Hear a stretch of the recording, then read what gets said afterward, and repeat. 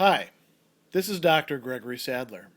I'm a professor of philosophy and the president and founder of an educational consulting company called Reason.io, where we put philosophy into practice. I've studied and taught philosophy for over 20 years, and I find that many people run into difficulties reading classic philosophical texts.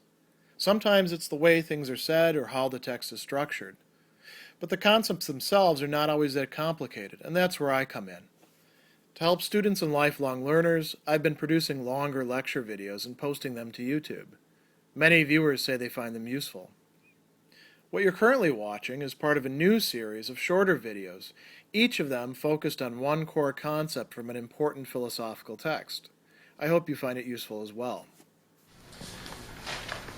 So if you want to think about Bentham's Utilitarianism and we want to think about specific types of examples, education is a good area to dig into. Why? Because you're always dealing with a number of different people that have to be helped or taken care of, who are at risk for benefits or harms, and you generally have limited resources too, don't you? You have to make decisions about what to do with time, effort, money, and you have people who are at different levels as well. So there's a lot of really interesting questions that we can ask with respect to education. Let's start out with just a classroom, thinking about single class to single classroom. I have only certain capacities, a certain amount of time, a certain amount of energy. Who should I spend it on? How should I spend it on my students? Should I give an equal amount to everybody? Should I give some students more attention than others? How do we decide these sort of things? If you're a utilitarian, you look at what would produce the greatest overall balance of pleasures over pains. So let's say I have, generally we divide students up into three groups. This is kind of a dirty little secret about educators. There's the brilliant students who are going to do great no matter what, and you might foster them. There's the students who are going to struggle, and sometimes it's because they're out of their league where they are. Sometimes it's because they had bad preparation beforehand. It's a product of previous education. Sometimes it's due to character issues like not wanting to work. But for whatever reason, there are students who struggle, right? And then there's the vast majority of students who are more or less on track, but they do require some attention, some structure, and who do you teach to? I mean, if your goal is to produce geniuses, you can say, well, forget these other kids. I'm going to focus on these kids, because they're the ones who are probably going to be the greatest benefit to the community later on down the line. And if each one of them, let's say I have a class of 20, each one of them is going to benefit thousands of people and improve their lives, maybe it's not so bad if I let the 5 bad students fall through the cracks. Let's say there's 5 really good students and 5 really bad students and then everybody in the middle. And the other kids in the middle, they're not going to get as good of an education and they're not going to be as happy, but it's okay. Because I'm going to benefit thousands. What do you think? From a utilitarian perspective, is that a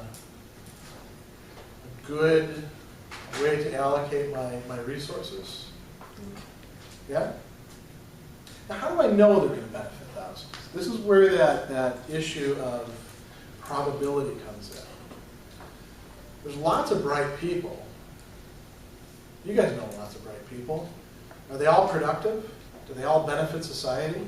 Some of them turn to evil, don't they? They use their talents for that. Did you ever hand up? Or not? Okay. If the odds aren't that good, then maybe actually I should be investing my time and effort into the kids that I actually have in the classroom. Imagine this K through 12, right? Maybe I should actually be spending my resources on the struggling students and giving very little attention to the super bright students, because they're going to take care of themselves. And the bulk of my attention to the students in the middle and then to the students who are really struggling. Maybe that would have the better payoff, wouldn't it? maybe we should have greater resources devoted to that.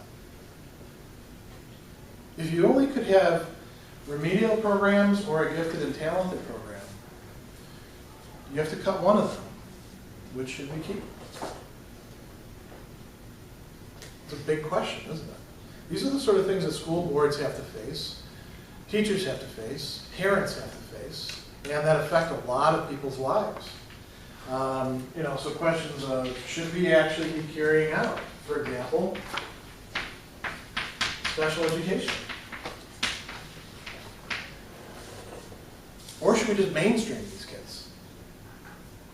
Would they be better off? Would it generate more happiness, more pleasure over pain to put kids who have special, really, sometimes severe special needs into classrooms with all the other kids? And think about all the different things that would go into this. What are some of the pains that might occur? What are some of the negative outcomes that could happen? Yeah? The children with special needs will know how to integrate socially as well. Yeah, so it can lead to fights and bullying and, tension. Yeah, we're going to... Distracting, classroom environment? Yeah, it can make it very difficult for the kids who are, not brilliant, but are good to pay attention, to progress, to get as much out of their education. I mean, we never have enough time for teaching anyway.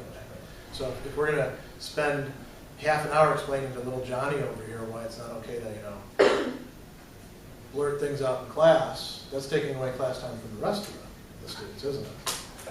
Any other negative outcomes you can think of? I mean, maybe the kids actually don't like it. Or maybe they do. A lot of times you have to do empirical research if you want to be a utilitarian. Are there any benefits to it? If you want these kids to be able to integrate and socialize, you better find some way to do it. And that's one way to do it. So if you don't do that, then you're going to have some other negative trade-offs. Oftentimes, too, with utilitarianism, it's not necessarily looking for the most pleasure, it's looking for what harms the least and harms the least amount of people. How much resources should we devote to special ed? That's a big question that would have to be assessed by those sort of means. What should the purpose, let's ask a bigger question.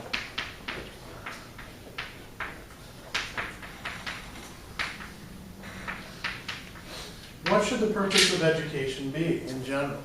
Should it be to equalize opportunity across the community? Should it be to provide a good background that can be built upon for vocational or liberal arts or specialized training? Should it be to keep people off the streets? I mean, that's one positive benefit of actually having kids in school. They stay out of, abandoned factories and malls and other places where they tend to get in trouble. That's the way some administrators actually look at it. They call it warehousing, get them off the streets and in the schools. From a utilitarian perspective, there is a benefit to that. It's not a very great benefit, but it's some benefit, all right? When we're thinking about the purposes of education, if one of the purposes is to train an educated citizenry that can participate in democratic decision making, then we'd have to ask ourselves, are we actually doing a good job in promoting that? Does the system that we currently have, which is kind of like a patchwork, different states have their own things, and then each municipality has its own thing, how well does it actually work out? A lot of inequalities, right? Property taxes are a big part of that. If you wanted to change that, you could make a utilitarian argument for that it would be better for society as a whole to have more equality in education.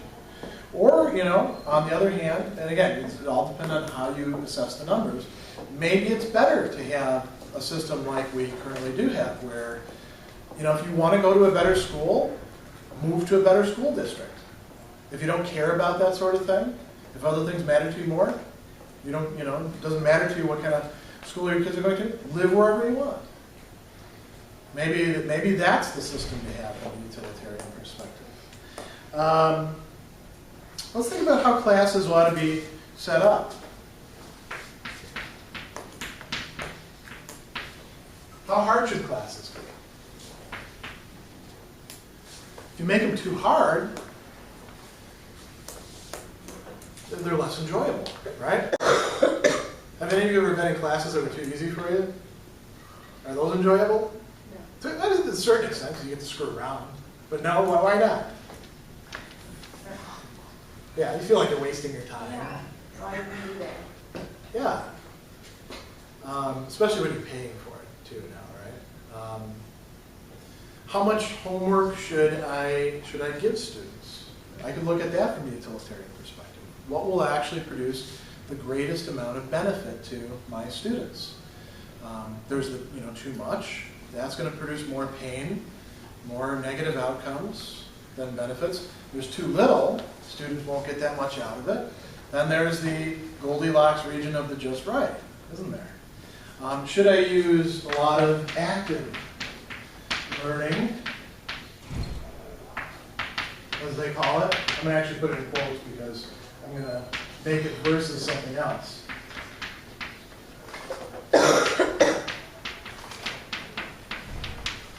Should I, for example, have divided you up into pairs and had you do utilitarian calculations and then come up to the board each pair and explain the situation that I gave you and then go through that? Would that have been greater benefit to you as students than actually having sort of more traditional lecture format?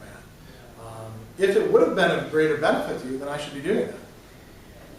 On the other hand, it's kind of interesting. When you do those sort of active learning things, you've got to really know what you're doing and have it prepared well, or students don't get much out of it and tend not to like it. And a lot of students actually say, we need lectures. My professor never lectures, and I have no idea what the hell is going on because he or she just gives us exercises to do, and I don't know the basic concepts. This would be something that you could evaluate on the basis of utilitarian calculation. One other thing to think about, and then we'll close. There's a lot of discussion right now about Common Core standards and a curriculum and assessment and having evidence that schools are actually doing a good job in educating children.